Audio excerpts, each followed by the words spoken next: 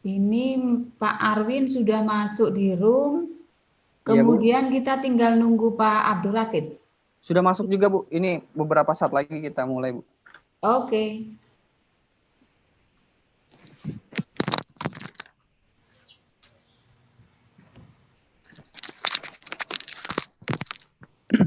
Baik. Mungkin sudah bisa dimulai, Bu ya. Oke, saya Mungkin saya buka Oke. dulu, nanti Siap. saya kesempatan pertama sambutan dari koordinator prodi dulu. Oke, siap. Silakan Mas, sudah jam 9:05 pas ini. Oke, siap kalau gitu, Bu. Oke. Bismillahirrahmanirrahim. Assalamualaikum warahmatullahi wabarakatuh. Waalaikumsalam warahmatullahi wabarakatuh. Waalaikumsalam warahmatullahi wabarakatuh. Alhamdulillahirabbil alamin. Wassalatu wassalamu ala asrafil anbiya'i wal mursalin sayyidina wa maulana Muhammad wa ala ali sayyidina Muhammad.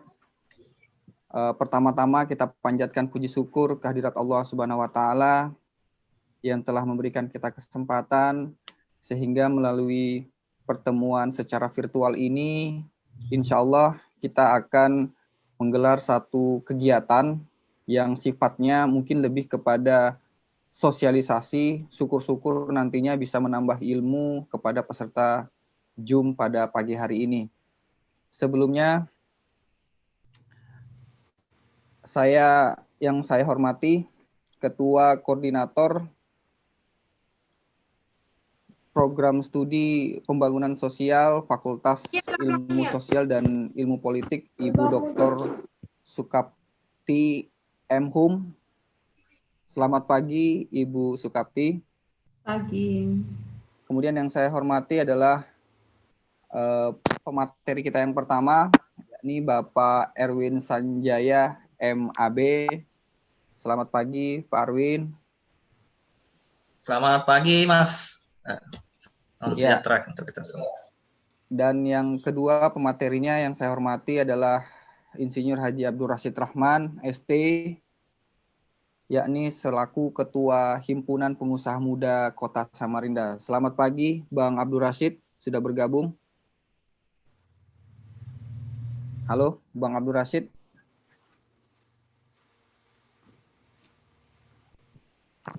Ya, sepertinya ada gangguan, tapi tadi saya monitor sudah masuk.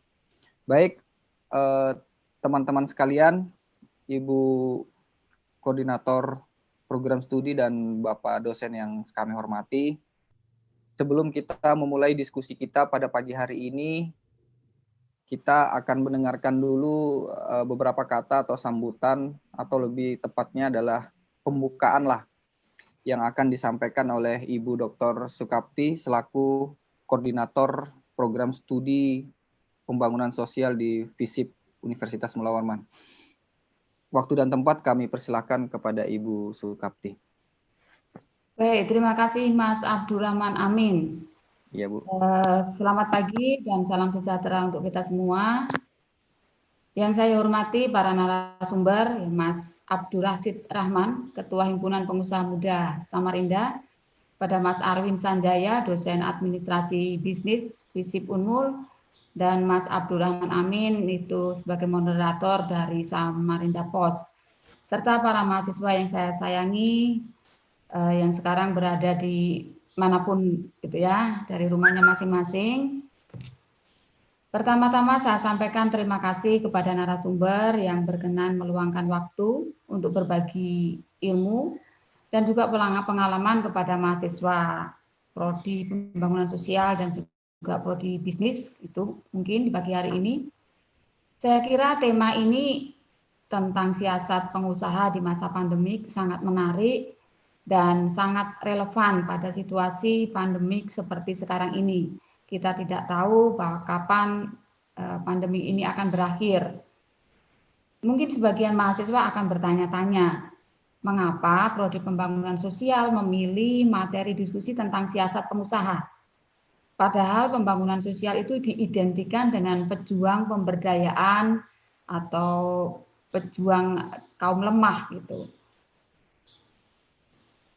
Prodi pembangunan sosial jarang diidentikan dengan bahasan tentang pengusaha. Yang pengusaha itu selalu diidentikan dengan kelompok-kelompok yang sudah berdaya.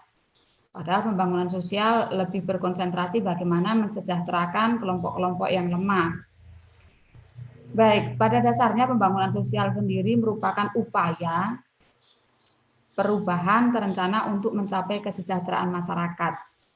Jadi pembangunan sosial itu tidak bisa dipisahkan dengan pembangunan ekonomi.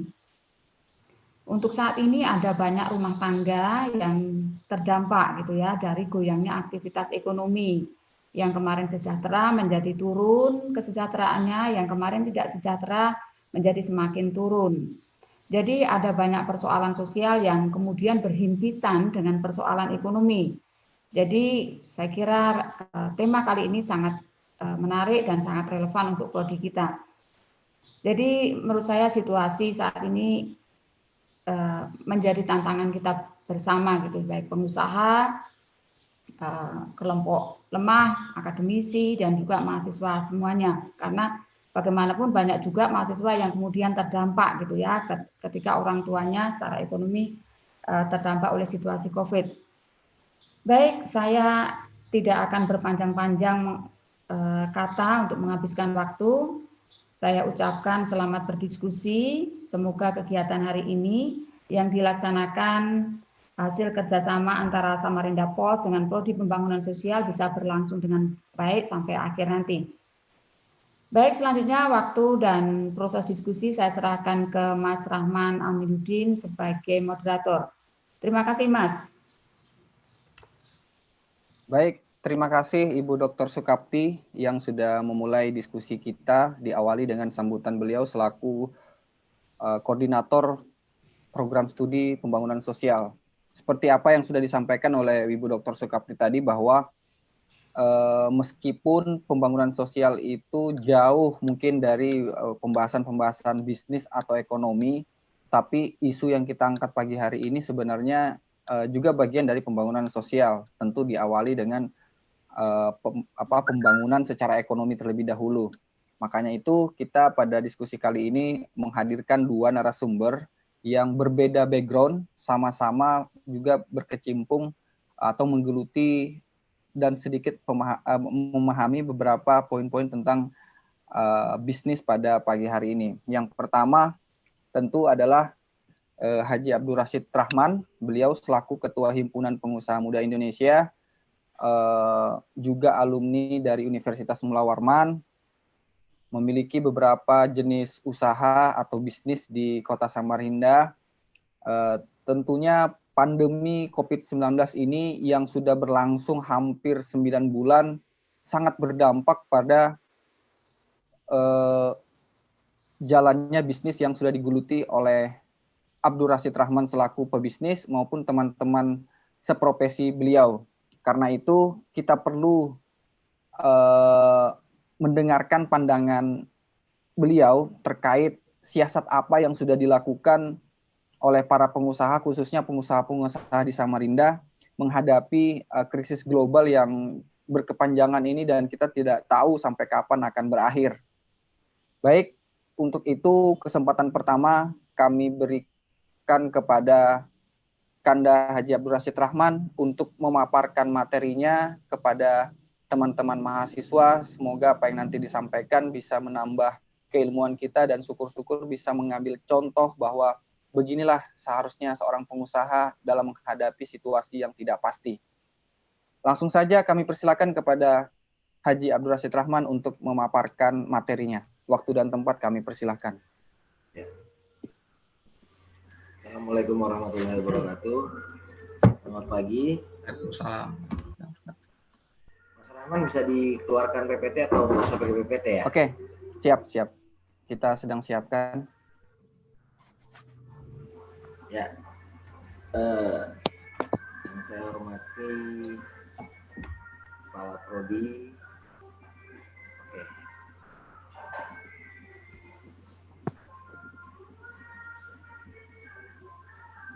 Di next boleh Mas? Oke, di next. Siasat menghadapi pengusaha dalam menghadapi Bagaimana pengusaha bertahan di tengah pandemi?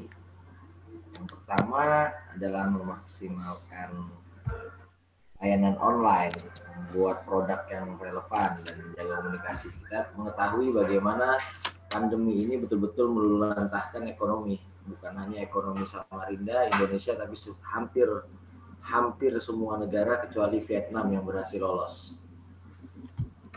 Artinya, bagaimana cara pengusaha? Banyak sekali pengusaha apalagi UMKM, menurut berita dari Sapo sendiri yang saya nukil 3 minggu yang lalu, ada 41% UMKM secara nasional yang gulung tikar. Kenapa bisa demikian? Karena saya katakan sekali lagi, banyak para pengusaha UMKM maupun pengusaha-pengusaha kita yang gagal melek teknologi. Artinya kalau mau melihat percontohan yang paling dekat di Samarinda adalah saat bulan puasa di Jalan Biawan, Kampung Wadai, itu jauh sekali merosotnya saat pandemi ini kemarin.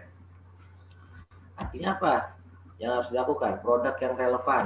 Relevan ini yang seperti salon yang menjual produk lulur maupun masker secara online. Semuanya bisa di-online-kan. Yang kedua, mungkin adik-adik atau teman-teman menjaga komunikasi, membagikan apa? Menjaga komunikasi itu kan bisa melalui WA, terus bisa melalui chat personal di Messenger maupun di Instagram, terus memaksimalkan layanan, karena apalagi layanan ini kita cemberut pun ya bisa tanpa melihat gitu kan. Boleh di next, Mas? Boleh di next. Aman.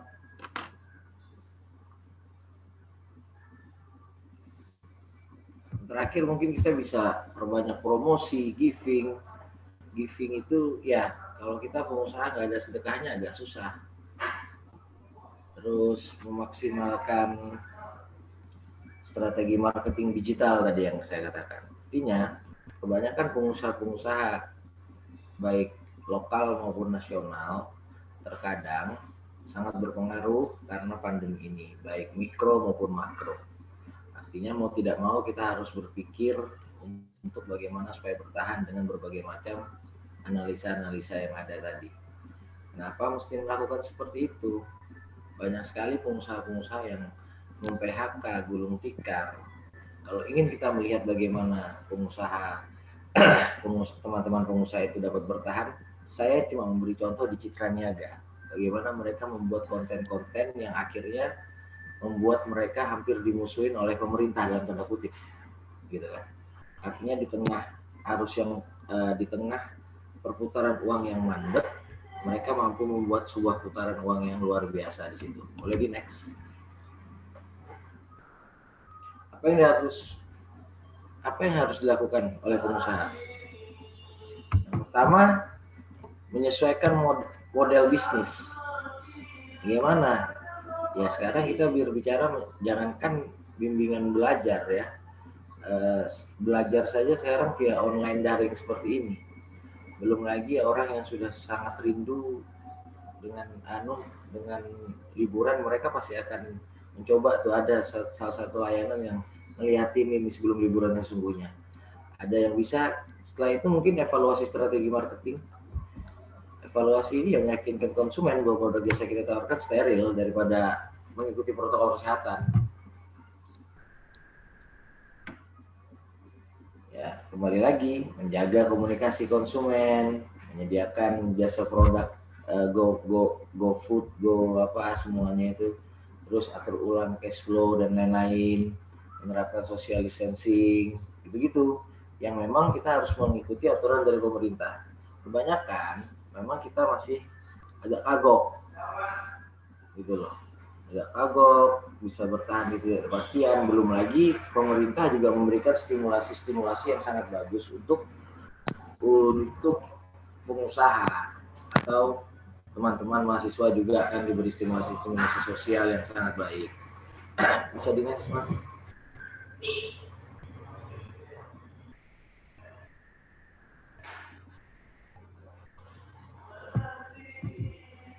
apa yang perlu diperlakukan menghadapi seperti ini? Yang pertama, soft skill. Istilah sosiologi yang berkaitan dengan kecerdasan emosional, kepribadian, keterampilan, komunikasi, dan yang lain-lainnya lah. Termasuk hard skill. Artinya kita harus menambah soft dan hard skill kita supaya kita mampu. Artinya dengan pandemi ini memang benar-benar terjadi 4.0 yang sesungguhnya. Seandainya tidak ada pandemi ini, mungkin banyak pengusaha seperti saya juga nggak akan menggunakan, agak kagok menggunakan teknologi. Nah, makanya masih banyak yang harus kita pelajari. Tapi di tengah kondisi seperti ini, boleh kita next, Mas Rahman? Di next lagi. Next lagi, Mas Rahman. Ada yang keempat tadi itu.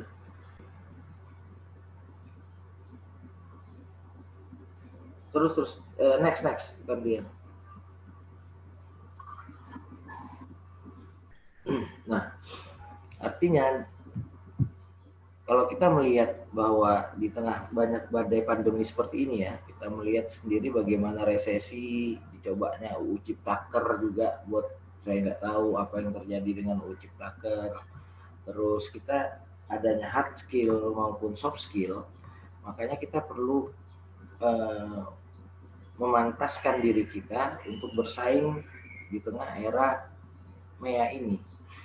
Artinya kita perlu sesuatu yang benar-benar nyata, bukan sekedar hanya opinion saja. Makanya hard skill maupun soft skill ini perlu kita pelajari lebih dalam. Yang terakhir, apa yang dibutuhkan? Apa yang dibutuhkan? Ya, ya, dibutuhkan kerja keras dari luar, gaya hidup wira swasta bisa terlihat keren. Kita sedang menciptakan, membuat banyak hal dan lain-lain. Terlihat keren dan punya hak untuk sombong sedikit. Ya kan? Yang kedua, motivasi kerja. Motivasi diri, bukan motivasi kerja. Motivasi diri, menetapkan tujuan kita nih mau jadi apa? Mau jadi orang kaya, mau jadi orang sukses, atau yang lain-lain. Yang ketiga, jangan pernah meremehkan kekuatan seorang mentor. Artinya pengusaha pun perlu mentor. Di tengah badai seperti ini terkadang pengusaha itu tidak objektif dalam menilai segala sesuatu. Kita bisa saja nyalahkan pemerintah. Banyak pengusaha tambang khususnya di Kalimantan Timur ini begitu India nutup sampai 2023 selamat tinggal. Gitu loh. Menyalahkan orang lain padahal perlu mentor yang lain.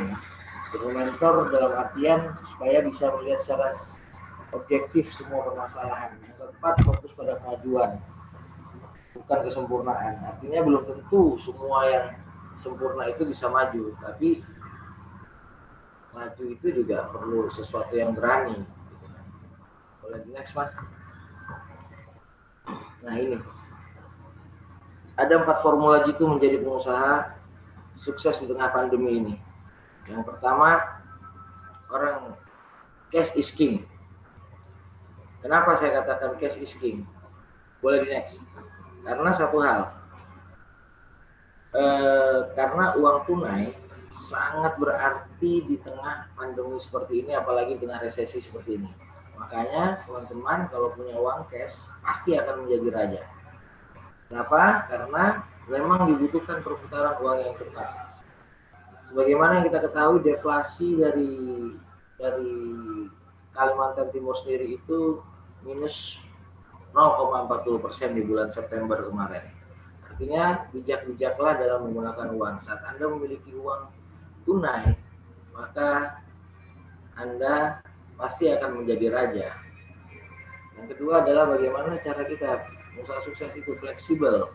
Fleksibel ini bukan hanya menjadi fleksibel dalam hal bisnis, tapi dalam hal kita juga menjadi seseorang yang bisa beradaptasi dengan segala sesuatu. Usaha kita juga beradaptasi dengan segala sesuatu. Kenapa? Karena di tengah pandemi seperti ini, adaptasi menjadi kunci sukses daripada sebuah usaha. Ya, salah satu contoh di bulan Februari Maret saya dulu sempat melihat beradaptasi menjadi tukang jualan masker hampir di seluruh Samarinda karena ada peluang di situ. Terus Yang ketiga, manfaatkan jejaring yang disediakan oleh pemerintah. Banyak. Cuma di sini saya katakan sekali lagi, jejaring ini belum maksimal karena data-data yang belum valid ya. Antara pusat, daerah tingkat 1 maupun daerah tingkat 2. Yang keempat, memanfaatkan waktu. Makanya jika kita mempunyai 4 formula ini, saya yakinkan maka kita akan mampu bertahan di tengah pandemi seperti ini. Di tengah pandemi seperti ini pun, timbul orang kaya baru yang hartanya melipat bukan menurun. Makanya siapa yang bilang kita nggak bisa maju? Salah satu contoh yang punya Zoom, hartanya naik menjadi orang kelima kalau nggak salah yang menjadi orang kelima terkaya di dunia karena Zoom tadi, Eric Yang itu. Nah, jadi banyak sekali manfaat-manfaat itu. Artinya kalau kita mampu memanfaatkan secara maksimal potensi yang ada di dalam diri kita, maka insya Allah kita bisa bertahan di tengah pandemi. Nah, mungkin saja UU Ciptaker yang juga lagi ramai dibahas tentang bagaimana perubahan-perubahan itu kan kita nggak ngerti ya. Mudah-mudahan juga nanti Pak dosen bisa menjelaskan. Nah, saya mohon maaf juga agak kurang ini karena memang saya lagi nggak enak badan. Mungkin nanti bisa kita lanjutkan diskusi, Mas Moderator ya, supaya lebih enak TikToknya ya. Jadi cukup sekian dan terima kasih. Wassalamualaikum warahmatullahi wabarakatuh. Baik, waalaikumsalam warahmatullahi wabarakatuh. Itu tadi penyampaian singkat yang sudah disampaikan oleh Kanda Haji Abdul Rashid Rahman dari Ketua Himpunan Pengusaha Muda Indonesia Cabang Samarinda. Beberapa hal yang beliau sampaikan terkait siasat pengusaha menghadapi pandemi, meskipun sebenarnya dari apa yang beliau sampaikan itu juga memang harus dimiliki oleh pengusaha-pengusaha meskipun tanpa pandemi. Salah satu contohnya ketika beliau mengutarakan tentang 4 faktor yang bisa menjadi pengusaha sukses adalah memiliki tunai. Mungkin definisi saya di sini adalah modal, begitu mungkin Kanda ya. Dan yang kedua adalah fleksibilitas. Nah, beberapa hal penting yang beliau sampaikan juga adalah bagaimana pengusaha itu harus bertransformasi di tengah situasi seperti ini. Beliau mengambil 2 contoh yang lebih faktual di Kota Samarinda, yakni bisnis yang berada di Kampung Kue di Jalan Biawan. Mungkin teman-teman mahasiswa juga sebagian tahu. Kemudian yang kedua adalah bisnis di Citra Niaga. Nah, perlu teman-teman ketahui bahwa ketika Citra Niaga ini ditutup sekitar awal pertengahan September lalu, Haji Abdul Rashid ini termasuk yang paling berkoar untuk memprotes penutupan itu. Meskipun kita akuin bahwa penutupan Citra Niaga ini adalah upaya untuk memutus mata rantai COVID-19 di Kota Samarinda. Beliau protes karena kenapa hanya Citra Niaga dan Tepian Mahakam yang ditutup, sementara di Citra Niaga yang sekarang sudah mencapai 40 atau 50 outlet kafe atau kopi di sana, itu sebagian besar merupakan anggota dari Himpunan Pengusaha Muda Indonesia Cabang Samarinda. Jadi beliau selaku ketua juga wajib untuk memperjuangkan hak-hak teman-teman mereka. Nah, ini salah satu perjuangan-perjuangan yang sudah dilakukan oleh HIPMI terkait apa upayanya yang dilakukan sehingga teman-teman pengusaha di Samarinda tetap bisa eksis, khususnya pengusaha-pengusaha muda. Nah, itu kira-kira yang nanti kita akan lebih berkembang diskusinya dalam sesi tanya jawab. Baik, kita akan langsung saja ke pemateri kita yang kedua. Sudah hadir di tengah-tengah kita, yakni Bapak Arwin Sanjaya, selaku dosen administrasi bisnis dari Fakultas Ilmu Sosial dan Ilmu Politik Universitas Mula Warman. Kami berharap dari pemaparan Pak Arwin nanti akan memberikan perspektif yang berbeda terkait apakah selama ini tips-tips atau langkah-langkah yang sudah dilakukan pebisnis sudah sesuai dengan yang diinginkan pasar, pun sebaliknya apakah pemerintah sebagai regulator juga telah menjalankan tugas-tugasnya untuk melindungi semua masyarakat termasuk kelas-kelas pebisnis.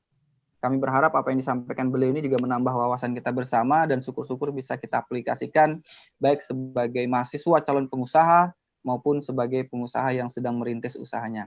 Baik, waktu dan tempat kami persilahkan kepada Bapak Arwin Sanjaya. Terima kasih Pak Moderator, Bapak Abdurrahman Amin. Mohon izin suara saya terdengar jelas? Terdengar Pak, terdengar jelas. Oh ya, mohon maaf karena saya tidak memakai headset. Baik, Assalamualaikum warahmatullahi wabarakatuh dan selamat pagi, salam sejahtera untuk kita semua. Yang saya hormati tentunya Ibu Koordinator Program Studi Pembangunan Sosial, Dr. Sukapti. Yang saya hormati narasumber pertama tadi yang tentunya adalah patron bisnis di Samarinda ataupun di Kalimantan Timur, Bapak Insinyur Haji Abdul Rashid Rahman. Ya, saya panggil Bapak atau Kanda ini, sepertinya masih muda ya. Masih muda. Ya, lebih tua lah dibandingkan saya. Para peserta yang sempat hadir hari ini, baik itu mahasiswa pun ataupun ada pelaku bisnis yang sempat hadir, saya melatar belakang dulu bahwa saya pengganti ya. Sebenarnya yang menjadi narasumber utama itu adalah Wakil Dekan 2, cuma karena sesuatu dengan hal bertepatan, jadi saya diminta untuk mengganti dan mudah-mudahan itu kegiatan ini tetap masuk pada esensi pada apa yang kita diskusikan pada hari ini. Jadi mohon maaf jikalau pada saat nanti pemaparan saya tidak memuaskan para hadirin, karena tentunya juga narasumber pertama tadi Bapak Ketua HIPMI Samarinda itu sudah memaparkan secara detail sebenarnya apa yang dihadapi pengusaha saat ini ataupun bisnis saat ini. Maka dari itu tadi permintaan moderator saya akan mencoba memakai pandangan dari perspektif akademis ya. Ya meskipun juga saya bergerak di salah satu bidang usaha, tapi kecenderungannya saya akan lebih masuk pada menganalisis strategi atau kondisi bisnis hari ini. Ya, bisa saya izin share screen ya? Silakan Pak.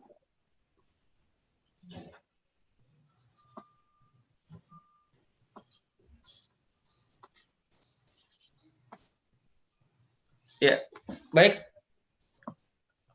Saya mengambil judulnya ya, strategi bisnis menghadapi pandemi. Ya, meskipun temanya pengusaha ini hampir saja sama, siasat pengusaha menghadapi pandemi atau strategi bisnis itu memiliki makna yang hampir sama. Ini hanya proyeksi ya, saya hanya sekilas membaca data. Jadi memang karena ini kondisi hari ini ya skalanya dunia ya. Kalau ini kita lihat data dari Asia, saya kutip dari World Bank sendiri. Ya saat ini kita masuk pada resesi ya, resesi kuartal ketiga ya kalau nggak salah. Jadi minus berapa persen meskipun mengalami penurunan, tapi kalau kita lihat data ya Indonesia memang merah ya. Dan ini beberapa hal yang sudah disampaikan beberapa pakar bahwa mau tidak mau kita memang harus ini mengikat pinggang. Itu pun ya harus memiliki banyak hal yang harus dilakukan agar tetap bisa survive khususnya para pebisnis. Tentunya ini kita melihat ya pengusaha besar saja yang korporasi besar itu tumbang. Saya melihat data terakhir, informasi terakhir, AirAsia itu menyatakan pilot ya atau tidak mampu lagi beroperasi sehingga ya di Indonesia kayaknya akan hengkang airlines dari AirAsia itu. Nah inilah salah satu contoh besar bahwa memang kondisi saat ini butuh strategi. Seperti yang sudah dipaparkan tadi Bapak Abdul Rashid itu sangat betul ya. Dan strategi itu dilakukan agar bisa mampu bertahan di pandemi ini. Nah kalau kita lihat, kita akan melihat nasib dunia usaha di tengah pandemi, siapa yang bisa bertahan, tertekan, dan justru bertumbuh. Nah, ini ada beberapa contoh ya, ini juga saya kutip di Liputan 6. Memang yang paling tertekan itu adalah di industri perhotelan, konstruksi, pertambangan, dan sebagainya. Itu jelas ini berdampak dan merah ya. Kemudian yang bisa survive atau bertahan saat ini adalah kehutanan, perikanan, listrik, peternakan, perkebunan, dan sebagainya. Nah, jika kalau ada yang bergerak di bidang ini, tentunya bisa lebih survive karena ini menjadi kebutuhan dasar kita. saya melihat bahwa ke pandemi ini yang tidak terlalu terasa itu sektor pertanian dan peternakan ya, meskipun itu dampaknya kemarin sempat tertahan karena tidak bisa mengekspor dan sebagainya, tetapi harga jualnya tidak turun. Kebetulan saya juga bergerak atau menjadi pelaku di sektor pertanian dan peternakan, ya memang justru lebih bisa survive dan bahkan ada sedikit pertumbuhan kalau saya lihat baik dari harga ataupun dari segi produksi. Nah, yang meningkat adalah makanan, kesehatan, produk kesehatan pribadi, retail, dan teknologi informasi dan komunikasi. Jadi kalau ada yang bergerak di bidang ini, di bidang kelima ini, maka itu akan mengalami peningkatan. Nah, memang yang berat ini adalah yang masuk di zona merah ini, yang berwarna merah ini, tentunya akan merasa terdampak dan bahkan banyak yang tutup ya. Hotel itu mem-PHK karyawan ataupun merumahkan sementara. Nah, inilah contoh atau 3 bagian bisnis yang bisa tertekan, bertahan, dan justru meningkat. Nah, peluang di tengah pandemi ini kita bisa melihat lagi sektor yang merah ini ya, ini justru sama dengan tadi datanya, dan yang bisa berkembang lebih jauh dan yang seperti tadi dipaparkan tadi oleh Bapak narasumber pertama itu adalah yang berkaitan dengan online misalnya. Gaming, food delivery yang tadi sudah banyak pengusaha yang adaptif ya menggunakan jasa kurir itu lebih survive lagi. Dan beberapa hal yang berkaitan dengan hal-hal yang sifatnya digital. Jadi kita bisa melihat biasanya saya melihat beberapa teman sekarang itu mulai bergeser ya, karena misalnya yang pertama dia melakukan bisnis yang di merah ini, kemudian pindah ke yang kedua, ya meskipun itu agak berat ya, tiba-tiba harus pindah bidang bisnis. Nah, saya agak sedikit teoritis Mas ya, karena ini tadi sudah dijelaskan secara praktis, ini ada sedikit teoritis. Ada perubahan selera konsumen di masa pandemi. Yang pertama adalah permintaan APD jelas. Saat ini kita masih menggunakan masker ya dan hand sanitizer, dan diprediksi beberapa bulan atau tahun ke depan ini akan mengubah pola hidup kita dan tetap menggunakan masker ataupun hand sanitizer. Kedua, obat-obatan termasuk obat-obat herbal, suplemen, dan multivitamin ini sangat dibutuhkan saat ini. Bisnis makanan dan minuman relatif stabil ditopang oleh kembalinya masyarakat untuk mengubah perilaku konsumsi ke basic needs, ya kebutuhan dasar. Ya mungkin saya pikir makanan itu tetap menjadi idola ya, karena tidak mungkin kita tidak makan. Jadi teman-teman atau pengusaha yang bergerak di bidang kuliner itu masih bisa survive dan bahkan lebih dibutuhkan saat ini. Hanya saja perlu dibutuhkan seperti yang dibahasakan tadi adalah kerjasama dengan Gojek ataupun Grab atau kurir yang bisa langsung di delivery ke rumah masing-masing. Yang keempat adalah teknologi informasi, web designer, content creator, IT semakin dibutuhkan. Nah, teman-teman mahasiswa yang saat ini, saya selalu mengatakan bahwa apapun background kamu, pendidikan kamu, itu seharusnya skill-skill seperti ini juga dimiliki ya, karena ini sangat dibutuhkan di masa mendatang. Itu bisa belajar di luar ataupun punya mentor atau kursus agar bisa membekali diri, tidak hanya sekedar ijazah yang dipakai ataupun saat Anda lulus. Karena ini sangat dibutuhkan di masa mendatang. E-commerce, reseller, dropshipper, penjualan via sosial media itu tentunya saat ini sudah banyak dilakukan ya. Tadi sudah dijelaskan tadi narasumber pertama bahwa harus adaptif dengan kondisi saat ini. Jadi apapun bisnis saat ini tentunya sangat dibutuhkan sentuhan teknologi pada sosial media, karena ya seperti kita tahu bahwa waktu kita banyak terserap di gadget atau di gawai kita. Jadi sangat potensial memasarkan sebuah produk di sosial media. Nah, ini ada beberapa hal ya. Saya lebih ke spesifik ke UMKM, karena pengusaha itu banyak saat ini adalah pengusaha di UMKM ya. Meskipun banyak korporasi juga, tapi yang banyak menyerap tenaga kerja adalah di UMKM sendiri. Jadi UMKM yang di Indonesia itu ada sekitar 64,2 juta ya. Ya kurang lebih seperti itu. Untuk tumbuh yakni fokus kebutuhan konsumen terus berinovasi baik di produk maupun layanan dan mengkaji proses bisnis dan pemanfaatan teknologi untuk tingkatan produktivitasnya. Apa yang harus dilakukan UMKM saat ini? Tadi sudah banyak dijelaskan ya, saya hanya sekilas. Pemanfaatan teknologi jelas, e-commerce saat ini kita sangat membutuhkan saat itu. Inovasi ya, tetap harus berinovasi pada saat ini, riset, memanfaatkan layanan perbankan ya. Ya ini salah satu bantuan ya ketika banyak pengusaha yang kekurangan modal ya tentunya bisa ke layanan perbankan. Saat ini ada KUR ya, beberapa bank saya lihat sudah membuka kredit usaha rakyat, itu bisa membantu karena juga saya pernah mengajukan KUR dan lumayan membantu lah kan, karena bunganya relatif kecil. Cash flow terjaga sehat ya, ini tentunya sudah dipaparkan tadi. Relaksasi kredit, direktorat bisnis, layanan informasi, tidak melakukan ekspansi usaha secara agresif, ya. Jadi harus ditekan juga, jangan terlalu agresif. Lakukan manajemen arus kas dan pusat layanan haki. Ini hanya beberapa yang saya kutip juga dari beberapa sumber. Cara mempertahankan eksistensi UMKM saat ini. Ini bisa ditempuh ya. Jadi misalnya teman-teman mahasiswa ataupun pelaku usaha saat ini sudah masuk, ini beberapa hal yang bisa dilakukan untuk tetap bertahan pada usaha Anda. Nah, ini sebuah catatan penting. Bisnis ke depan akan semakin mengecil ukurannya dan semakin digital, namun global. Bahkan di tahun 2030, prediksi ekonomi dunia pasca COVID-19 bahwa 90% perusahaan dunia adalah UKM yang go global dengan karyawan di bawah 50 orang. Jadi memang sangat potensial ya UMKM itu, tapi tentunya harus disentuh dengan digital.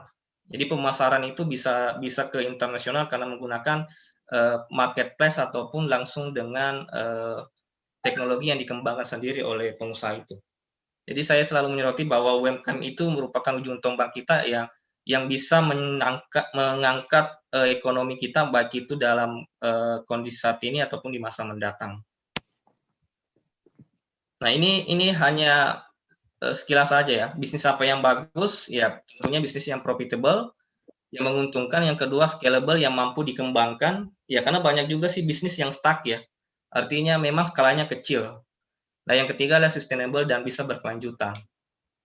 Nah, ini adalah indikator atau ciri-ciri bisnis yang bagus. Nah, sebagai simpulan ya, strategi bertahan di masa pandemi, tadi sebenarnya sudah dijelaskan juga, ini hanya perspektif saya. Yang pertama adalah membuat kerjasama atau kolaborasi. Jadi bisnis saat ini memang menuntut kita untuk selalu kolaborasi. Kalau kita one man show atau hanya bekerja sendiri, saya yakin tidak akan survive dan bisa tergilas.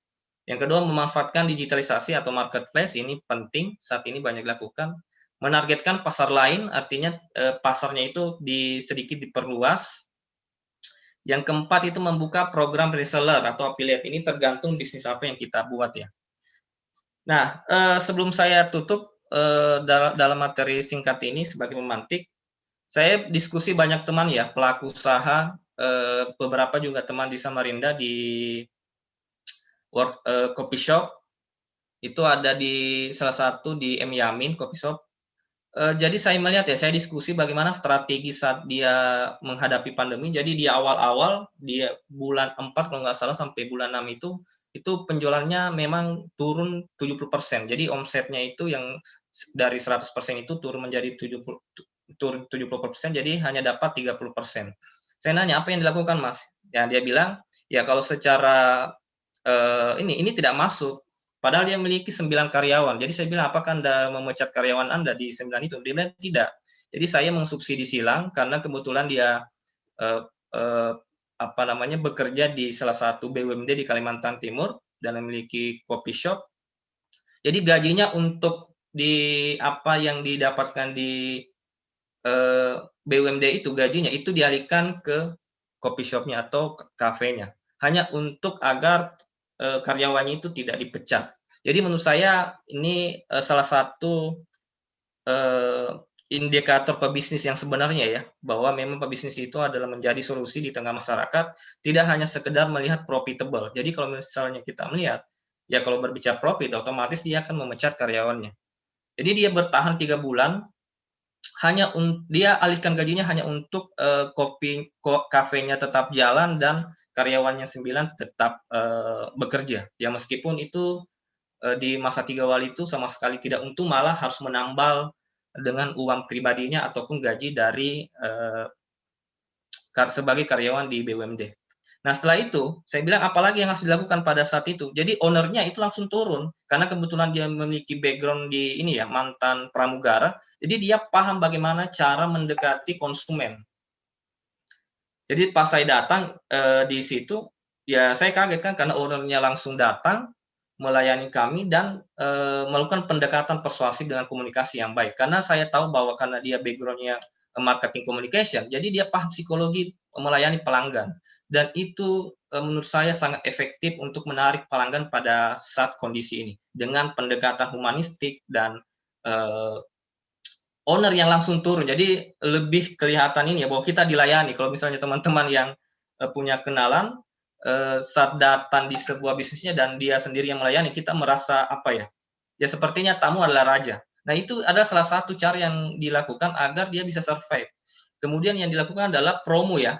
Jadi dia mengadakan promo buy one get one dan itu efektif dan setelah dievaluasi beberapa bulan omsetnya kembali sekitar 80% pendapatannya meskipun tidak langsung 100% sebelum pandemi ya. Tapi menurut saya inilah yang salah satu cara yang dilakukan beberapa pelaku usaha di Samarinda.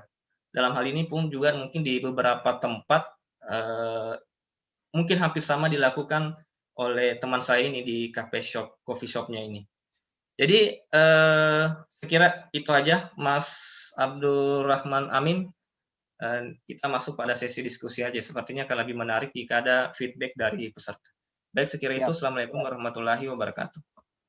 Waalaikumsalam warahmatullahi wabarakatuh. Terima kasih kepada Bapak Arwin Sanjaya. Ternyata Pak Arwin ini selain juga ahli dalam hal teoritis mengajar tentang administrasi bisnis di FISIP Unmul, beliau juga terjun langsung juga sebagai pengusaha. Dari catatan kami di sini ternyata ada sekitar 115 partisipan yang ikut bergabung pada diskusi pagi hari ini. Sebagian besar memang dari teman-teman mahasiswa, tapi dari peneropongan kami juga ternyata ada dari teman-teman HIPMI, teman-teman pengusaha juga yang ikut bergabung. Banyak hal yang sudah disampaikan oleh Bapak Arwin Sanjaya tadi, diawali dengan gambaran ekonomi secara global. Beliau memperlihatkan bagaimana perekonomian di dunia, khususnya di Asia Tenggara, negara tetangga kita, bahwa Indonesia, Thailand termasuk beberapa negara yang sangat anjlok perekonomiannya, mencapai nilai minus seperti itu. Tapi jangan lupa, pengusaha itu kan memang harus berada dan harus siap dalam situasi apapun. Nah, tadi juga beliau menggambarkan bahwa ada 3 segmen industri atau segmen usaha yang berdampak terhadap kondisi saat ini, yakni yang pertama beliau menggambarkan kondisi yang sangat tertekan, seperti bisnis perhotelan, bisnis pariwisata dan sejenisnya. Kemudian juga beliau memaparkan ada bisnis yang sebenarnya masih bertahan atau masih bisa stabil, yakni seperti bisnis pertanian. Dan justru di tengah pandemi seperti ini ternyata ada juga bisnis yang sangat meningkat omsetnya. Kita bisa melihat dari bisnis kesehatan, bisnis IT, dan bisnis retail. Nah, mungkin ini juga menjadi masukan yang berharga bagi teman-teman mahasiswa, mungkin juga ketika nanti atau mungkin sudah ada yang ingin terjun ke dunia usaha, bahwa ada segmen-segmen industri, segmen-segmen bisnis yang masih sangat memungkinkan untuk dilakukan di saat situasi pandemi seperti saat ini. Beliau juga menyinggung tentang bagaimana pentingnya kolaborasi dalam berbisnis. Karena kita lihat kolaborasi saat ini menjadi hal yang pasti dan harus dilakukan oleh pebisnis yang baik itu yang akan merintis atau yang sudah sustainable seperti itu. Baik, kita akan membuka diskusi tanya jawab. Nanti akan kami pandu bagaimana nanti mekanismenya. silahkan kepada teman-teman mahasiswa atau teman-teman pengusaha, mari kita berdiskusi apa saja yang kira-kira nanti bisa kita floorkan bersama. Karena di sini juga ada Ketua HIPMI, beliau juga ya paling tidak bisa menjadi perpanjangan tangan pemerintah lah untuk menyampaikan aspirasi teman-teman pengusaha, atau mungkin dari teman-teman mahasiswa bisa bertanya dari hal-hal yang sifatnya teknis maupun hal-hal yang lebih substantif, misalnya bagaimana sih caranya bisa mengakses modal dan lain sebagainya. Baik, kita buka sesi tanya jawab. Silahkan kepada peserta untuk bisa bertanya.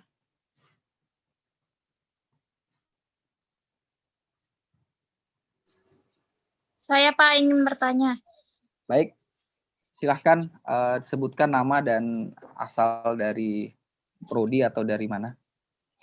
Bismillahirrahmanirrahim. Assalamualaikum warahmatullahi wabarakatuh dan selamat Waalaikumsalam.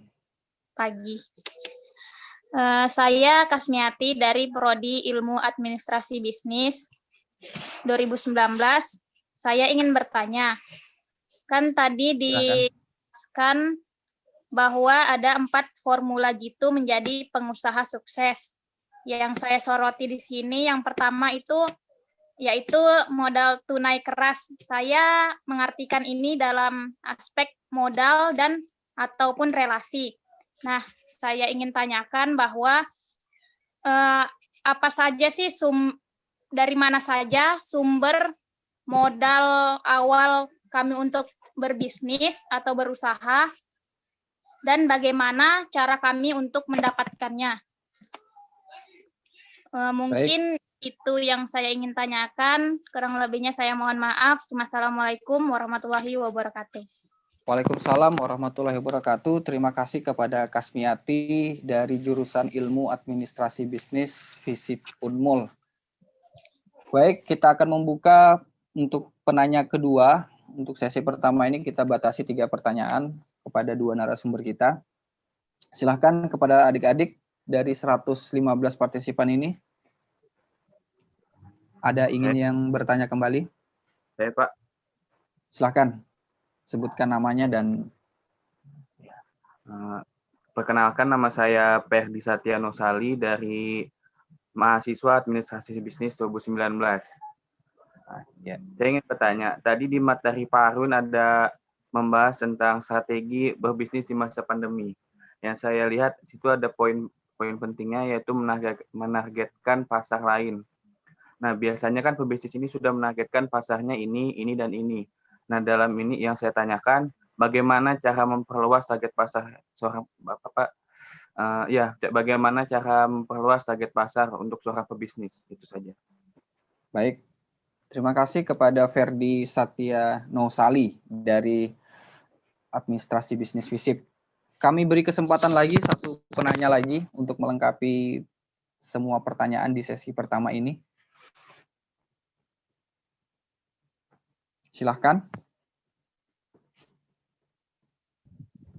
Silahkan. Saya ingin bertanya, Pak. Baik. Perkenalkan, nama saya Samsu Marlin dari Prodi Ilmu Administrasi Bisnis 2019. Ya. Di sini saya mau nanya mengenai gimana sih kita ngebuat nge-branding brand kita agar mendapatkan konsumen yang loyal. Oke. Membranding, mendapatkan untuk konsumen yang loyal. Oke, itu saja ya, Samsu Marlin. Ya. Baik, terima kasih. Kepada narasumber yang kami hormati, Pak Arwin Sanjaya dan Kanda Abdul Rashid Rahman. Di sini kami telah menerima 3 pertanyaan, ketiga-tiganya dilayangkan oleh teman-teman dari jurusan Administrasi Bisnis Fakultas Ilmu Sosial dan Ilmu Politik Universitas Melorman. Yang pertama ditujukan kepada Kanda Abdul Rashid. Tadi disebutkan bahwa ada 4 formula jitu untuk menjadi pengusaha sukses. Satu poin yang paling penting adalah tunai keras. Ya. Nah, di sini langsung to the point pertanyaan oleh Kasmiati, bagaimana sih mendapatkan modal untuk berbisnis dan cara dari mana mendapatkannya dan cara mendapatkannya seperti apa? Silahkan Pak Abdul Rashid. Terima kasih. Mungkin saya menjawabnya secara singkat. 4 formula bisnis itu tadi memang agak sedikit ada yang ini. Itu untuk bertahan di pandemi. Cash keras itu, siapa yang punya uang cash di era pandemi seperti ini dia menjadi raja. Tapi kalau kita berbicara menarik ke belakang, bagaimana cara kita untuk mendapat modal? Artinya, kalau untuk teman-teman mahasiswa, banyak jalan. Pertama, mungkin bisa menabung, menyisihkan uang saku.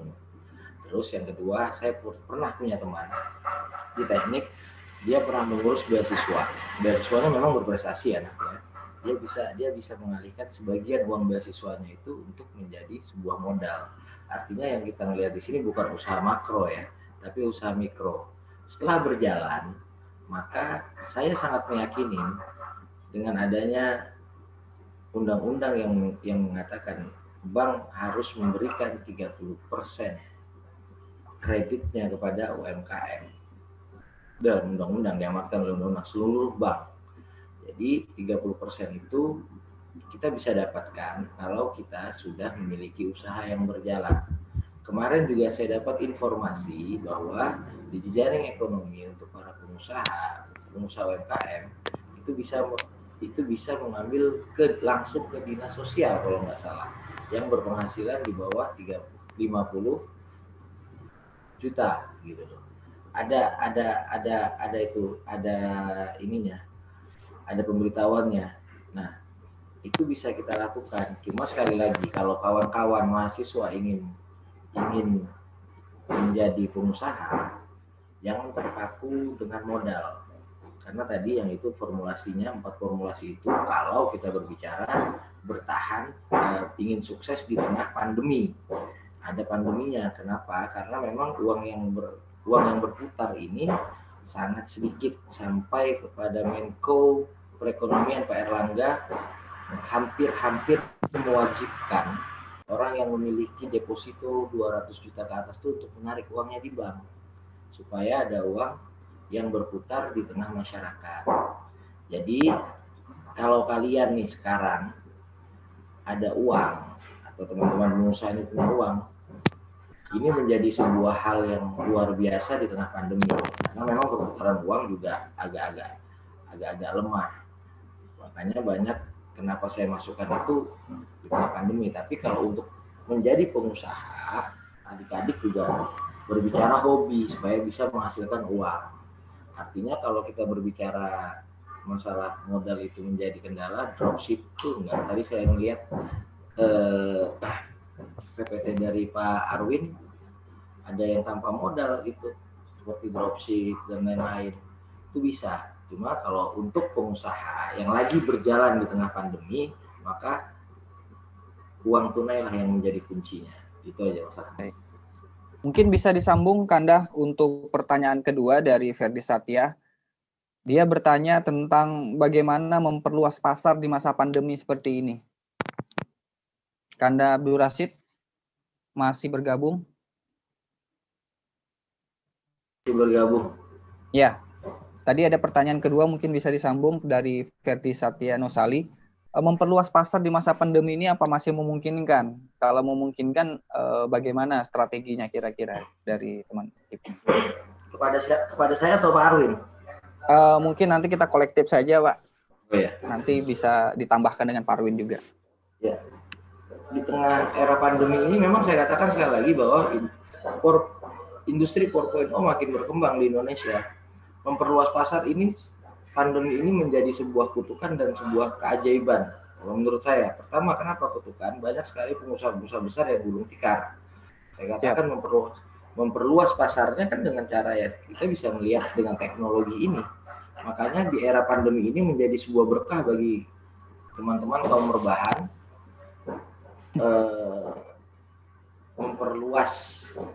memperluas jaringan bisnisnya. Yang saya katakan bagaimana? Contoh, yang biasanya kita berjualan secara langsung. Tadi saya contohkan di Biawan itu berjualan secara langsung. Tiba-tiba begitu era pandemi ini ada protokol kesehatan membuat mereka agak turun karena tadi teknologi tidak mereka gunakan secara maksimal. Artinya teknologi yang ada digunakan untuk WhatsApp-an, Instagram-an, Facebook-an, dan lain-lain. Padahal kita bisa menggunakan itu untuk memperluas jaringan. Ya, ada yang namanya bersponsor, ada yang namanya banyak lah, termasuk kayak Zoom ini kan. Artinya bisa kita pasarkan satu sama lain. Saya katakan sekali lagi bahwa di era pandemi ini juga menjadi berkah bagi Eric Yong tambah kaya. Ini salah satu contohnya Zoom yang kita pakai itu sih. Artinya siapa yang kenal Zoom sebelumnya? Nah, kita berbicara itu, tapi setelah era pandemi, Zoom menjadi hal yang luar biasa. 400 miliar dolar dia punya kenaikan harganya.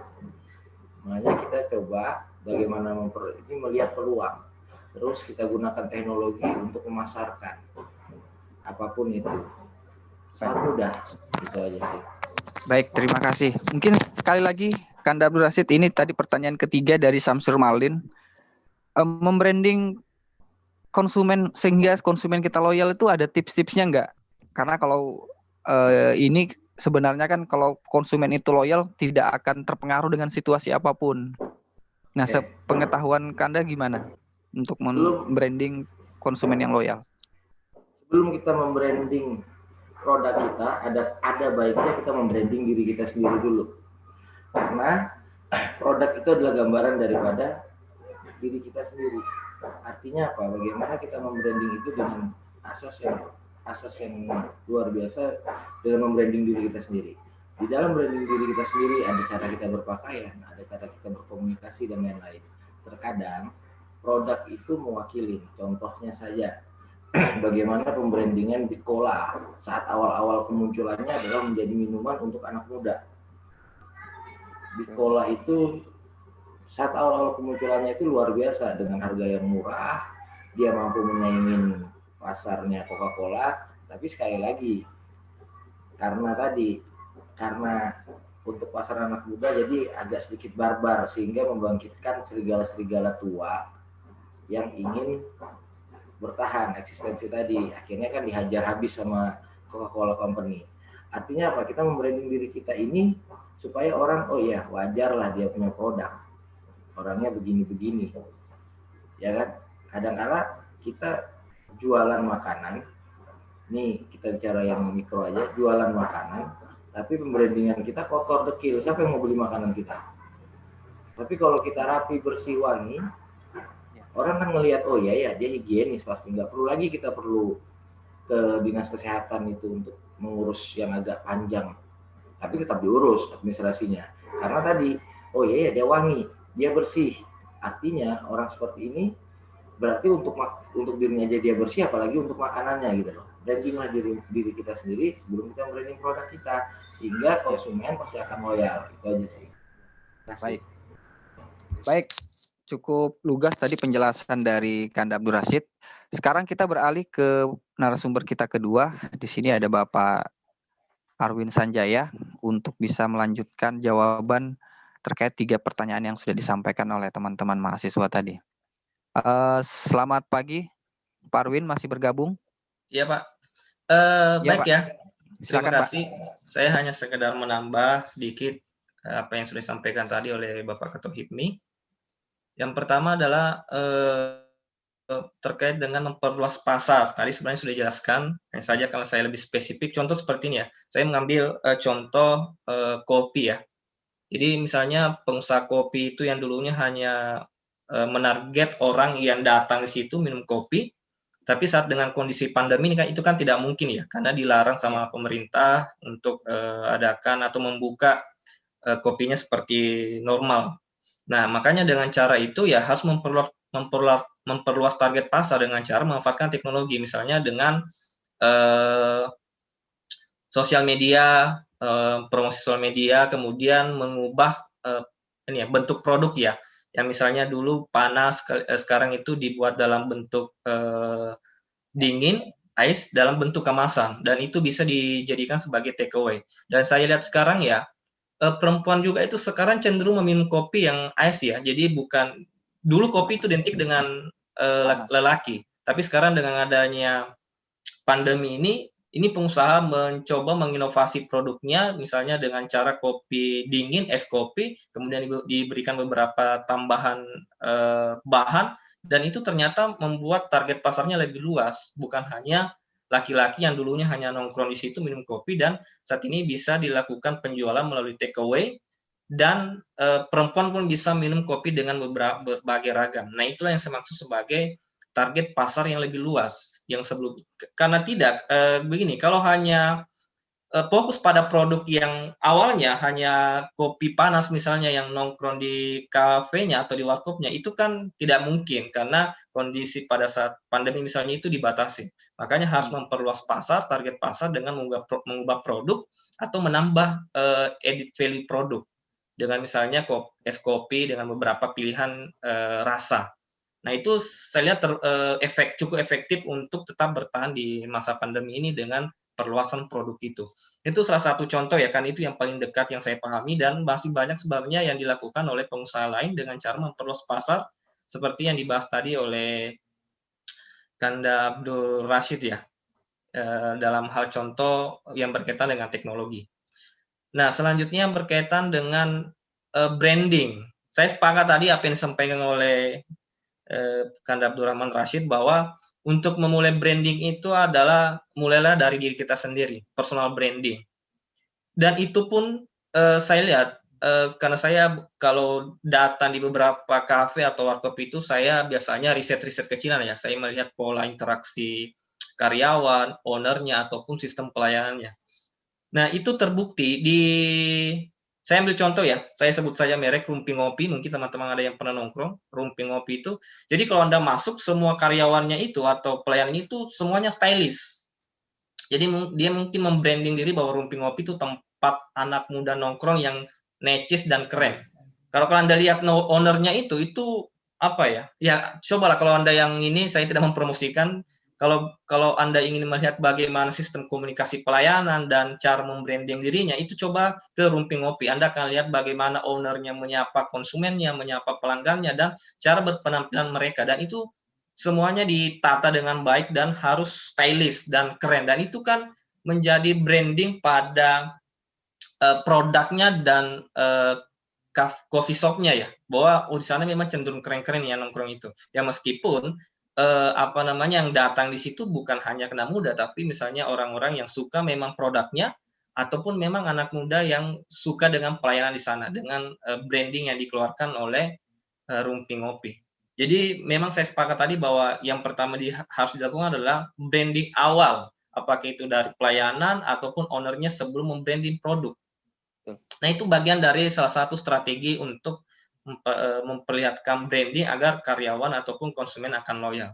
Nah, meskipun banyak hal-hal yang lain ya di personal branding itu, tapi ya kita tidak cukup waktu untuk membahas khusus terkait dengan branding. Ya mungkin ada materi-materi khusus lah, karena saya pun juga bukan ahli dari situ, tapi saya ya pernah belajar lah terkait dengan branding dan apa yang saya lihat di lapangan. Ya sekira itu, Bang Abdurrahman. Terima kasih Bapak Arwin Sanjaya. Jadi 3 pertanyaan teman-teman yang diajukan tadi sebenarnya cukup mewakili pertanyaan usaha secara keseluruhan. Pertama dari Kasmiati tadi menyinggung tentang modal, karena kita tahu bahwa aspek untuk memulai bisnis itu adalah modal dulu. Kemudian setelah modal ada, kita memproduksi, disambung oleh pertanyaan kedua oleh rekan kita Ferdi Satyano Sali yang bertanya tentang bagaimana memasarkan. Nah, ketika modal ada, problem kedua biasanya yang dihadapi oleh pengusaha itu adalah menjual produknya. Dan tentu saja yang ketiga, pertanyaan dari Samsu Marlin tadi juga menyambung dari pertanyaan rekan-rekan sebelumnya adalah menjaga loyalitas lewat branding. Jadi sebenarnya 3 pertanyaan ini cukup baik karena ketiga-tiganya mewakili problem yang umum dihadapi oleh pengusaha. Tadi dijawab oleh Kanda Abdul Rashid bahwa untuk mendapatkan modal untuk kelas-kelas mahasiswa itu yang ingin memulai usahanya secara mikro, ya memang mau tidak mau ya harus berjerih payah dengan cara menabung. Bahkan beliau menyarankan uang beasiswa bisa dijadikan sebagai modal usaha sebenarnya, bukan begitu ya Kanda Abdul Rashid? Menarik juga karena jangan sampai mahasiswa itu terjebak pada kehidupan yang sangat apa sih ya istilahnya Glamor. Sangat glamor lah. Ini kan iPhone 12 sudah buka. Nanti bingung dia mau beli iPhone dulu atau mau buka usaha dulu. Nah, itu yang mungkin harus diubah dulu. Siapa tahu itu nanti menjadi celah untuk menjadi modal bisnis. Karena usaha-usaha yang hari ini besar tentu juga diawali dari hal-hal yang kecil. Ya, kita akan membuka sesi kedua yang juga sesi terakhir. Karena ini sudah hampir 1 jam lebih kita berdiskusi sejak dibuka tadi. Kita hanya membatasi 2 pertanyaan saja. Di sini masih ada sekitar 110 partisipan yang bergabung.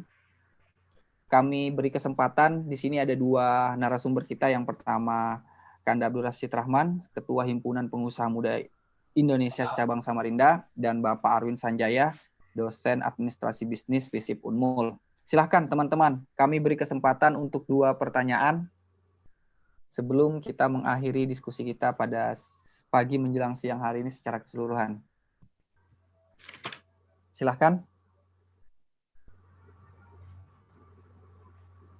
Apa perlu kami hitung? Sampai 10 kalau tidak ada pertanyaan. Karena di pikiran saya juga. Ingin bertanya.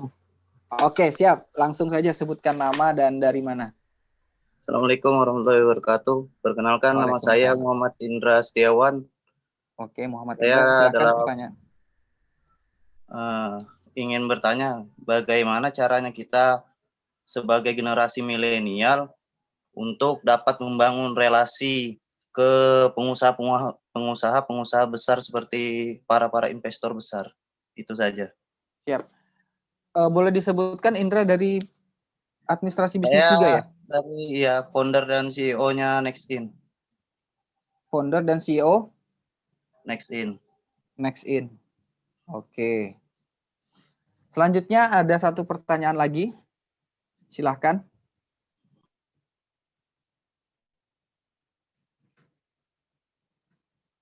Kami beri kesempatan untuk 1 penanya lagi kepada peserta dan partisipan yang hadir mengikuti diskusi kita, siasat pebisnis menghadapi pandemi. Halo? Ya, kalau memang tidak ada, saya hanya ingin sekedar menambahkan diskusi kita pada pagi hari ini. Tadi pertanyaan pertama untuk sesi yang kedua disampaikan oleh Muhammad Indra Setiawan, bagaimana untuk membangun relasi bisnis dengan investor-investor yang besar itu. Ini pertanyaan dari saya pribadi yang kedua kepada kedua narasumber. Sejak pandemi ini berlangsung mulai sekitar Maret yang lalu, pemerintah ini kan terkesan mengobral bantuan, baik itu untuk masyarakat umum yang memerlukan bantuan, dan sekarang juga banyak bantuan-bantuan yang diberikan kepada pengusaha. Nah, baru-baru ini kan juga kita melihat ada wacana untuk 0%-kan pajak pembelian mobil. Nah, saya ingin melihat pandangan kepada Ketua HIPMI Samarinda, apakah program-program yang dilakukan pengusaha saat ini itu memang diperlukan oleh pengusaha? Atau jangan-jangan program itu justru hanya menguntungkan segelintir pengusaha saja. Nah, mungkin ini juga bisa dijawab oleh Bapak Arwin Sanjaya terkait kebijakan-kebijakan pemerintah, apakah selama ini sudah memang pro dengan mahasiswa. Tapi sebelum menjawab itu, kita persilahkan kepada Kanda Abdul Rashid untuk menjawab dari rekan kita, owner atau founder dari Nextin. Bagaimana membangun relasi dengan investor asing atau investor yang lebih besar? Silakan. Kalau kita melihat, kita berbicara sedikit akademis, saya mohon izin kepada Pak Arwin. UU Ciptaker ini kan memang sangat menguntungkan kalau kita melihat dari sisi pengusaha, karena ada beberapa yang menguntungkan. Contohnya investor bisa langsung masuk ke Indonesia.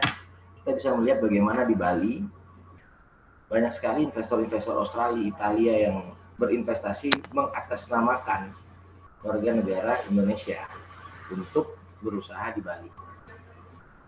Ya bohonglah kalau kita bisa melihat bahwa kayak di Canggu itu hotel-hotel besarnya punya orang lokal.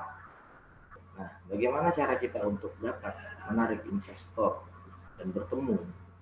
Ya, sekali lagi saya katakan adalah personal branding. Itu yang pertama. Yang kedua, ikut ke dalam sebuah organisasi, bisa di HIPMI, bisa di GCI, bisa di Kadin atau asosiasi-asosiasi lain yang membuka. Cuma kendala yang terjadi di sini yang saya lihat sendiri adalah bagaimana orang itu berorganisasi itu bukan untuk mencari relasi, tapi mencari uang cepat, berjualan, ya kan, berjualan di dalam gelap kalau bahasa sekum saya Aris. Berjualan, berbisnis di dalam gelap. Karena apa tadi, organisasi yang baik ini macam Kadin, HIPMI dan lain-lain itu dijual orang, dukung-mendukung dan lain-lain. Ya, artinya kalau kita ingin benar-benar ikut aja, silahkan adik-adik juga. Samarinda juga buka HIPMI perguruan tinggi. Ya, GCI juga, IPPT, GCI juga ada itu di GCI. Apalagi saya pernah dengar. Saya juga, maaf sedikit menambahkan, di GCI juga saya lokal presiden elected 2021. Di GCI saja, itu GCI Sabah dan GCI Kaltim itu akan menjalin kerjasama yang sempat terputus. Nah, di situ bisa kita manfaatkan. Artinya kita dengan berorganisasi yang ada di dalam ini, kita coba. Tapi investor paling besar, saya katakan sekali lagi, adalah perbankan. Bohong kalau kita tidak menggunakan perbankan. Kenapa? Karena dari perbankan itu bunganya murah, bagi hasilnya murah, terus ya memang agak ribet. Mudah-mudahan dengan adanya UU Ciptaker ini nggak ribet lagi gitu loh. Nah, dan berbicara tentang perbankan tadi, memang ada sedikit perbedaan yang saya temukan. Kalau kita berbicara makro, mereka akan memberikan sebuah hal yang luar biasa tanpa banyak tandeng aleng lah. Tapi kalau mikro benar-benar sakit gitu loh. Nah, ini menjadi PR bersama kita untuk supaya sama-sama adil gitu loh. Artinya kalau Mas Indra tadi ingin mencari investor, bisa gabung lah di HIPMI, ya kan? Bisa gabung di Kadin, bisa gabung di asosiasi-asosiasi, tergantung gitu kan. Tergantung kompetensi bidang usahanya. Kalau yang general kayak Kadin dan HIPMI. Kalau sudah asosiasi sudah terfokus, makanya ya tersegmentasi, makanya kita coba lah untuk itu. Untuk pertanyaan Mas Abdurrahman tadi, ya. Sejauh mana bantuan pemerintah ini menyentuh kebutuhan pengusaha? Ya, sekarang sekali lagi saya katakan adalah data. Data UMKM di Kaltim katanya hampir 10 ribuan. Untuk Samarinda sekitar 6.000 berapa gitu. Tapi apakah data itu benar-benar valid? Ya, kalau kita mengatakan bahwa program pemerintah ini bagus, sangat bagus. Cuma yang jadi perkara adalah kembali lagi ke data. Data dari yang ada di pemerintahan daerah, baik tingkat 2, tingkat 1 maupun provinsi, pusat itu sering tabrakan. Nah, kalau dinilai bahwa membantu sekali enggak untuk program-programnya, ya mungkin Ruang Guru salah satu program dari pemerintah yang untuk pengusaha, seorang pengusaha luar biasa ya, 5,6 triliun lah. Tapi kalau untuk yang lain di jaring ekonomi saya rasa sudah cukup baik, tinggal bagaimana pendataan yang tumpang tindih. Makanya saya selalu di Sapos juga saya pernah berbicara, kembali lagi dong, kami para pengusaha dipanggil dong. Kan banyak pengusaha-pengusaha baru di tengah kita menjadi negara maju. Makanya banyak pengusaha-pengusaha baru itu yang lepas. Ya saya katakan kepada adik-adik maupun teman-teman yang ingin berusaha, ya kembali lagi administrasinya dibenahin supaya kita bisa dapat bantuan gitu loh. Cuma yang terjadi sekarang karena memang ini seperti penyakit yang pandemi ini memang betul-betul membunuh secara mengejutkan, mungkin pemerintah perlahan memperbaiki lah pendataan itu. Ya kalau disinggung tentang masalah pajak 0% yang diuntungkan siapa? Yang diuntungkan sebenarnya saya nggak sepakat kalau ada pajak 0%, walaupun secara pribadi saya sepakat. Tapi gimana dengan pendapatan negara? Kita berbicara itu. Kalau di 0% kan, apakah yang untung adalah orang Indonesia sendiri? Tentunya enggak. Kenapa saya katakan seperti itu? Karena mobil nasional kita kalau untuk mobilan nggak ada masih. Iya. Karena tadi kembali lagi, apalagi ini di Visipol ya, di tahun 2013 kan sempat ada mobil nasional yang Pak Jokowi yang SMK.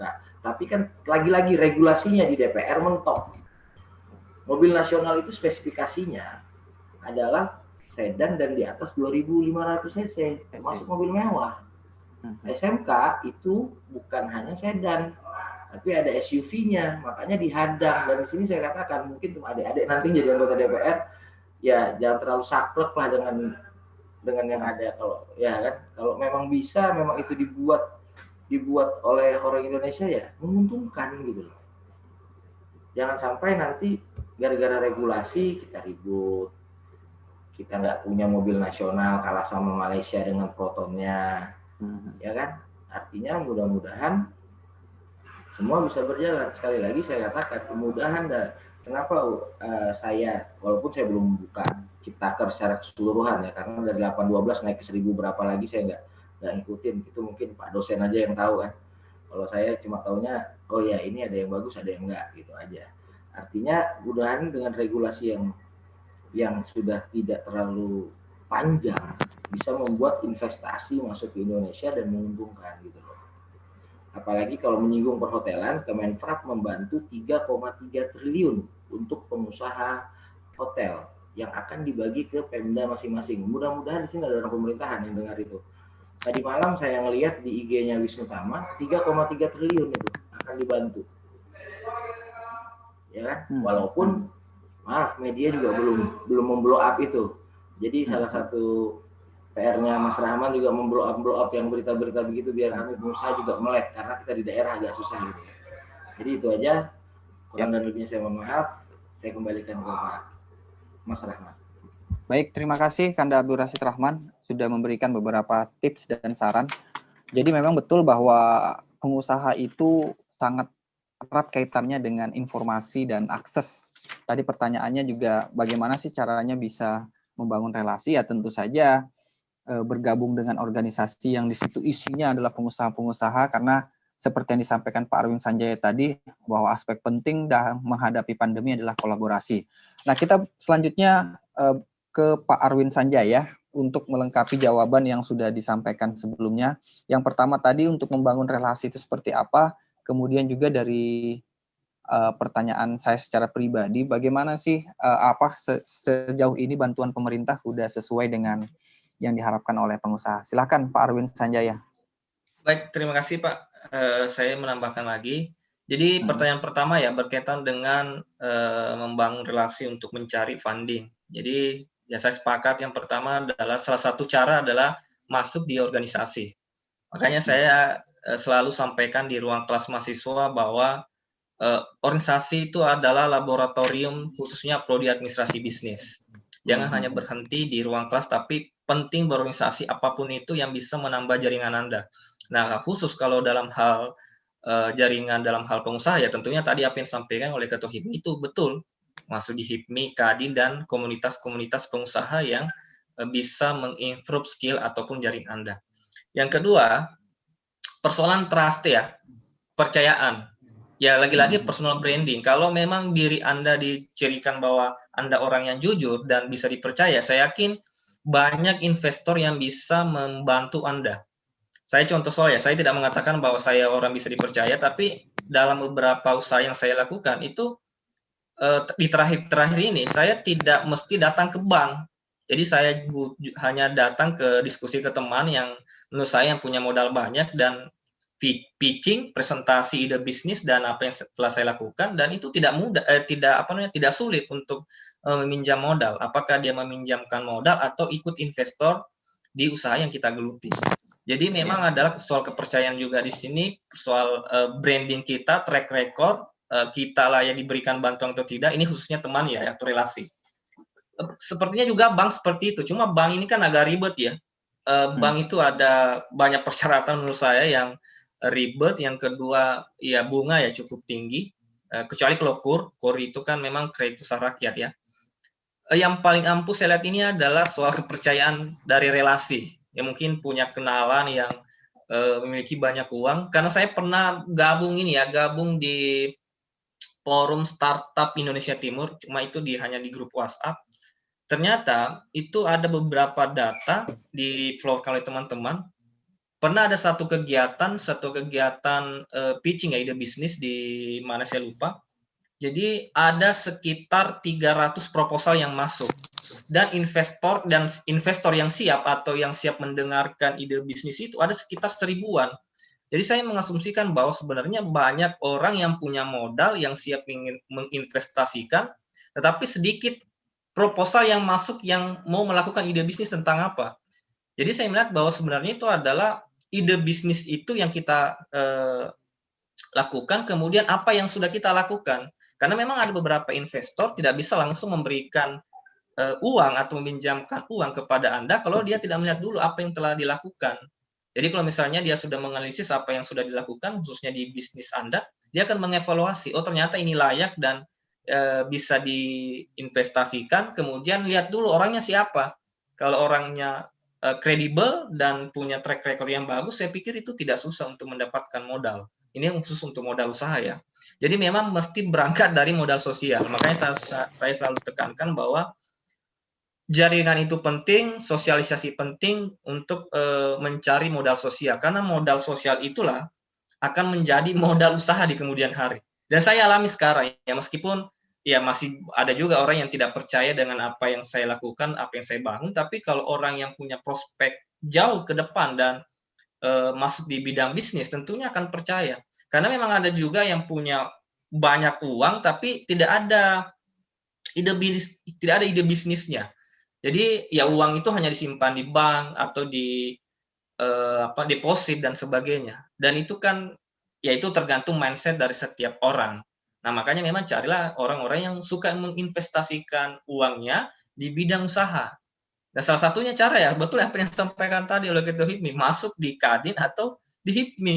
Itu kan kumpulan para pengusaha. Jadi teman-teman sisa melakukan pitching, presentasi ide bisnis dan apa yang sudah Anda lakukan. Dan itu menurut saya lebih real. Ya, kalaupun ingin menempuh jalur lain, misalnya ajukan ke bank ya, itu juga salah satu cara. Tapi ya dengan pertimbangan-pertimbangan yang lain. Tadi pertanyaan kedua, sejauh mana dampak ya? Saya tidak bisa jauh ini karena saya tidak, mohon maaf ya, saya tidak merasakan dampak itu karena memang ya usaha saya belum bisa dikategorikan untuk mendapatkan bantuan pemerintah ya. Yang paling bisa menjawab adalah Bapak Ketua tadi, Ketua HIPMI, seperti yang dirasakan, dan menurut saya bantuan apapun itu tentunya akan berdampak. Hanya saja memang persoalan sasarannya tepat atau tidak. Kalau misalnya sasarannya tepat, betul-betul ada bisnis yang bisa dibantu untuk bisa survive dan berkembang, ya saya kira itu tepat sekali. Tapi memang ada juga karena hanya persoalan data ya, siapa yang dekat dengan pemangku kebijakan mendapatkan bantuan dana itu dan belum tentu digunakan untuk proses bisnisnya. Nah itu menurut saya bantuan apapun itu ya saya pikir itu akan berdampak, hanya dipersoalkan apakah dampaknya besar atau tidak tergantung sasarannya. Kalau sasarannya pas ya saya pikir itu akan berdampak besar. Baik. Masih ada lagi yang Pak? Terakhir apa ya Bang ya? Ya itu tadi Pak. Yang pertama kan tadi membangun relasi. Yang kedua tadi apakah bantuan pemerintah saat ini sudah menyentuh kebutuhan-kebutuhan mendasar oleh pengusaha? Ya saya kira itu aja sih Bang untuk jawaban itu. Sesi yang kedua. Baik, terima kasih kepada Bapak Arwin Sanjaya. Kita sudah membuka dua kali ruang diskusi, sesi pertama dan sesi kedua. Ada 4 penanya, termasuk dari pertanyaan saya tadi. Kita kini telah berada di akhir acara diskusi secara keseluruhan, karena sudah hampir 1,5 jam kita memulai kegiatan ini. Dan yang pertama saya informasikan kepada teman-teman mahasiswa atau teman-teman yang lain bergabung, acara-acara seperti ini akan terus kami galakkan, khususnya bekerjasama dengan Fakultas Ilmu Sosial dan Ilmu Politik Universitas Mula Warman. Seperti yang disampaikan oleh Bapak Arwin Sanjaya tadi, bahwa kegiatan ini memang tidak akan kalian dapatkan di bangku perkuliahan. Tetapi ini adalah laboratorium sesungguhnya yang semoga nanti bisa bermanfaat untuk kehidupan teman-teman mahasiswa kelak. Seperti kita banyak mendengarkan teori-teori bahwa pengusaha itu sebenarnya tidak perlu terlalu banyak berteori, tetapi kita langsung berpraktek saja. Saya ucapkan terima kasih kepada Bapak Arwin Sanjaya selaku dosen dari jurusan Ilmu Administrasi Bisnis Visipol Unmul. Kemudian saya juga ucapkan terima kasih kepada Kanda Abdul Rashid Rahman yang sudah bersedia membagikan ilmunya pada diskusi kita pada siang hari ini. Kemudian saya juga mengucapkan terima kasih kepada Ibu Dr. Sukapti selaku koordinator Ketua Prodi dan seluruh teman-teman mahasiswa, teman-teman pengusaha, dan partisipan yang tidak bisa saya sebutkan satu persatu. Saya ingin mengakhiri diskusi kita pada pagi hari ini dengan sedikit kata-kata bahwa mental recehan itu dia selalu menganggap bahwa dia butuh uang untuk memulai bisnis. Tetapi seorang yang memiliki mental miliarder, dia membutuhkan bisnis untuk menghasilkan uang. Jadi silahkan diresapi oleh teman-teman pengusaha dan mahasiswa. Semoga kegiatan kita pada pagi hari ini memberi nilai manfaat, memberi tambahan wawasan bagi kita, dan yang paling penting adalah bagaimana kita mengaplikasikan ilmu yang telah kita dapatkan. Karena ilmu tanpa aplikasi itu seperti pohon yang tidak memiliki manfaat apa-apa. Saya akhiri diskusi kita pada pagi hari ini. Sekali lagi terima kasih kepada kedua narasumber, kepada Prodi Pembangunan Sosial Visipol Unmul. Saya selaku moderator undur diri. Mohon maaf, terima kasih. Wassalamualaikum warahmatullahi wabarakatuh. Waalaikumsalam warahmatullahi wabarakatuh. Waalaikumsalam warahmatullahi wabarakatuh. Wabarakatuh.